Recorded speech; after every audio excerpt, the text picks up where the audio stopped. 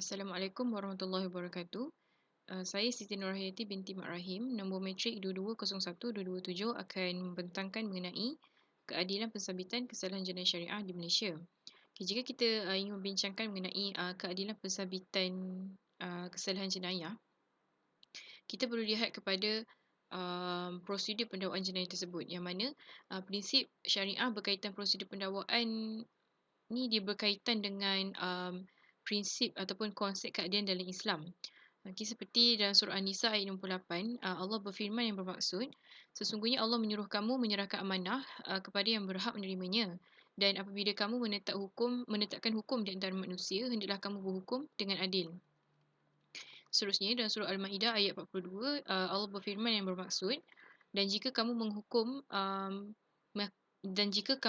maka hukumlah perkara itu di antara mereka dengan adil. Sesungguhnya Allah menyukai orang yang adil. Okay, dalam hadis sahih, Nabi SAW diriwayatkan telah menasihati Ali yang telah dilantik menjadi Gavanor bagi Yaman pada waktu itu. Yang mana hadis itu bermaksud, wahai Ali, orang akan datang kepada kamu untuk penghakiman. Apabila datang dua pihak yang bertikai ke hadapan kamu, janganlah kamu memihak kepada mana-mana pihak sehingga kamu telah dengar kesemua yang hendak diperkatakan oleh kedua-duanya. Hanya dengan cara ini, kamu akan sampai kepada keputusan yang betul dan hanya dengan cara ini, kamu akan dapat tahu sesuatu kebenaran. Riwayat Abu Dawud.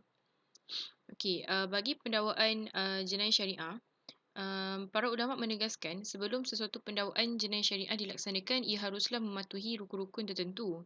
Yang mana terdapat 4 rukun pendakwaan menurut prinsip syariah, iaitu yang pertama al-mudda'i. Al-mudda'i bermaksud pendakwa. Kemudian al-mudda'a alaih yang bermaksud orang yang kena dakwa.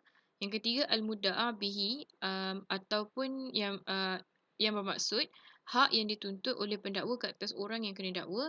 Dan yang terakhir sekali adalah ad-dakwah ataupun perkataan yang lahir daripada pendakwa semasa menuntut hak ke atas orang yang kena dakwa.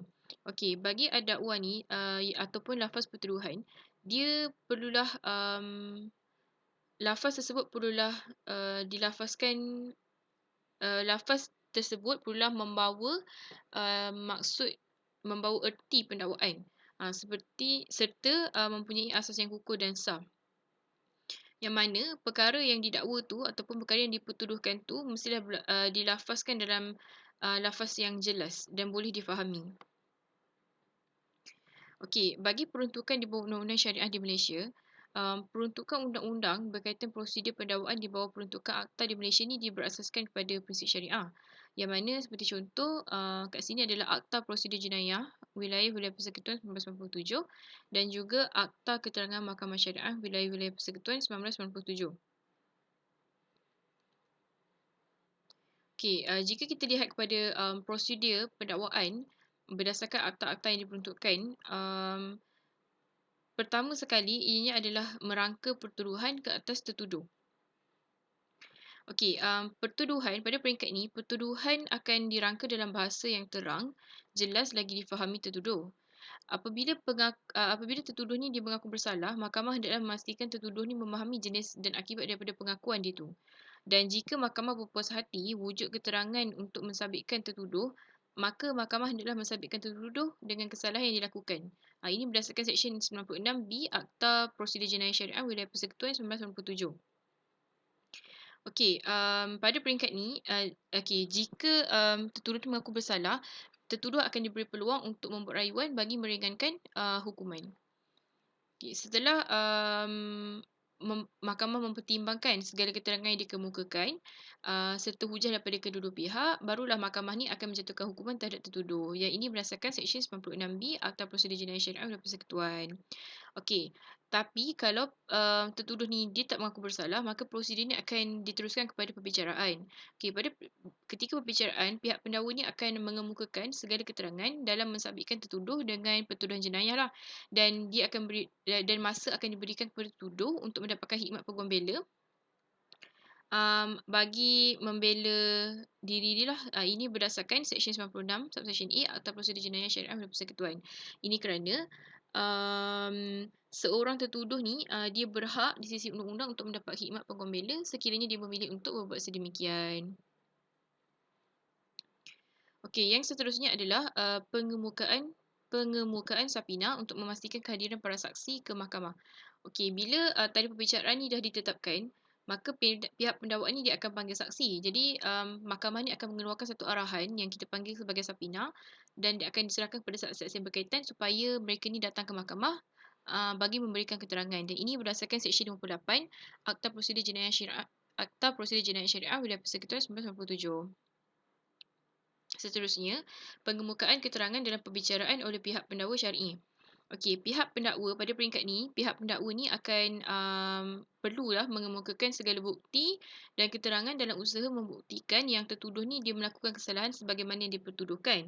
Jadi ada beberapa kategori dan jenis keterangan lah yang boleh dikemukakan. Contohnya macam saksi bayinah ataupun syahadah, kemudian ikrar, qarinah dan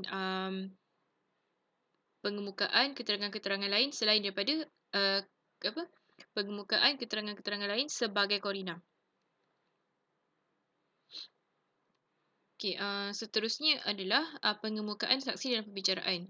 Okey, pada peringkat ni, pihak pendakwa ni dia akan panggil semua saksi yang terlibat dalam siasatan dan tata cara bagaimana saksi ni dikemukakan akan diperiksa dan hendaklah mengikut undang-undang dan amalan yang ada pada masa itu berhubung dengan tata cara mal dan jenayah. Ini berdasarkan Seksyen 89 Akta Keterangan Mahkamah Syariah Wilayah Persekutuan.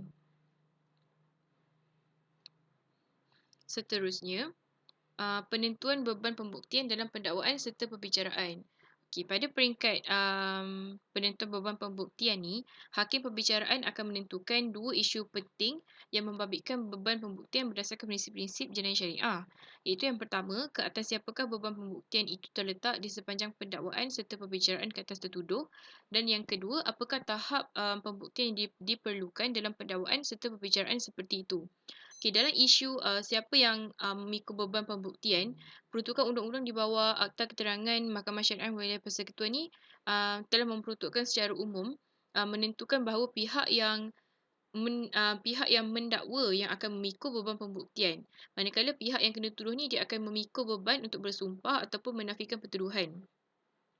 Peruntukan undang-undang ni juga dia memperuntukkan bahawa beban pembuktian ni terletak ke atas pihak yang menghujahkan sesuatu fakta semasa pembicaraan itu berlaku. Tapi walaupun begitu, kalau beban pembuktian ni dia akan berpindah kepada tertuduh setiap kali tertuduh ni dia menafikan fakta dalam pertuduhan tu sambil mengemukakan keterangan yang cuba menyangkal pertuduhan semasa pembicaraan jenayah itu berlangsung. Okey, yang terakhir sekali adalah peringkat penghujahan yang mana penghujahan di peringkat pendakwaan dan juga di peringkat akhir pembicaraan. Okey, terdapat dua peringkat penggulungan hujah dalam satu pembicaraan jenayah, iaitu penggulungan pertama, penggulungan hujah di akhir kes pendakwaan, iaitu bagi menentukan sama ada tertuduh ni akan dipanggil untuk membela diri ataupun sebaliknya. Yang kedua adalah penggulungan hujah di akhir kes pembelaan, iaitu bagi menentukan sama ada tertuduh ni dapat disabitkan ke atas kesalahan jenayah ataupun sebaliknya. Jadi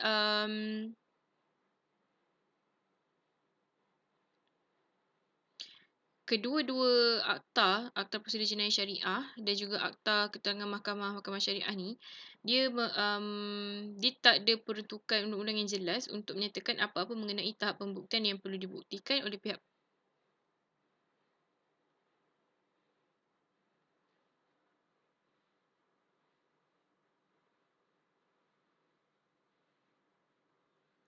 Okey, berdasarkan prosedur-prosedur yang saya terangkan secara asas tadi, prosedur-prosedur pendakwaan ni adalah bagi memastikan satu pensabitan kesalahan ataupun hukuman ni dijatuhkan dengan adil dan tidak mengambil hak mana-mana pihak. Itu adalah tujuan prosedur-prosedur ni diperuntukkan. Okey, kesimpulannya, kita sedia maklum yang undang-undang syariah ni berdiri di atas paksi Al-Quran dan As-Sunnah. Jadi undang-undang syariah ni bersifat tertinggi dan kekal sebab dia mengandungi hukum hakam daripada Allah. Akta ataupun enactment syariah yang ada di Malaysia ni mengandungi pelbagai peruntukan undang-undang yang sebenarnya berperanan menyokong hukum asal dan juga hukum cabang yang bersumberkan Al-Quran dan As-Sunnah serta prinsip-prinsip syariah. Okay, dalam konteks kemaslahatan, ia membantu melancarkan lagi pengaplikasian undang-undang syariah dekat negara Malaysia. peruntukan undang-undang yang telah dikandungkan ini juga sebenarnya, berperanan selain daripada memperincikan lagi undang-undang syariah, ia juga akan memastikan yang undang-undang itu kekal relevan, terkini serta mampu memberi keadilan kepada pihak-pihak dan juga masyarakat secara keseluruhan. Sekian sahaja daripada saya, terima kasih.